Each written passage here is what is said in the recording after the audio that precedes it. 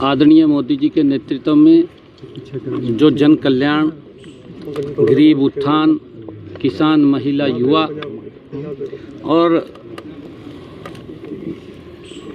हर वर्ग के लिए जो मोदी जी की लगातार योजनाएं चल रही थी, दिल्ली में वहाँ के लोग उन योजनाओं से वंचित थे और दिल्ली में एक ऐसी आपदा सरकार जो ईमानदारी का नकाब पहन करके बैठी थी, परंतु भ्रष्टाचार उसकी रगों में था, हर रग में उसका भ्रष्टाचार था। दिल्ली के लोग पिछले 10 वर्षों से गंदा पानी पीने पर मजबूर थे। दिल्ली के लोग अपना अगर कोई बीमारी आ जाती थी, इलाज कराने के लिए मजबूर थे। दिल्ली के लोग जो इन्होंने कहा था कि हम अच्छे स्कूल देंगे, उस शिक्षा से वंचित थे। और आज दिल्ली के लोगों ने नरेंद्र मोदी जी की उन जन कल्याण नीतियों के ऊपर मोहर लगाई है, मोदी जी के कामों के ऊपर मोहर लगाई है और आपदा सरकार को बाहर किया है। अपनी कमियों को छुपाने के लिए केजरीवाल साहब अपनी कमियों के आरोप दूसरे के ऊपर लगाने में माहिर थे और दोनों के दो, कांग्रेस और केजरीवाल, एक ही थैले के निकले व्यक्ति हैं।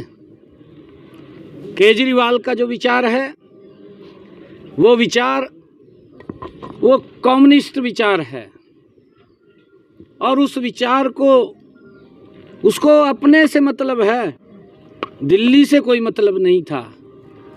दिल्ली के लोगों को सुविधाएं मिलनी चाहिए, उससे कोई मतलब नहीं था।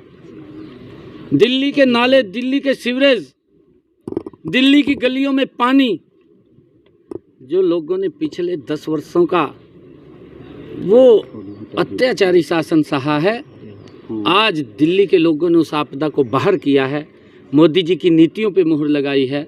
मैं आदरणीय प्रधानमंत्री जी को बहुत बधाई देता हूं कि उनके कुशल नेतृत्व के अंदर आज दिल्ली में सरकार बनी है। और केजरीवाल ने तो अपनी कमियां छुपाने के लिए हरियाणा के ऊपर ही आरोप लगा दिया। हरियाणा का बेटा होने की बात कहते थे। जिसने हरियाणा की माटी के ऊपर जन्म लिया, उसी माटी को कलंकित करने का काम केजरीवाल ने किया।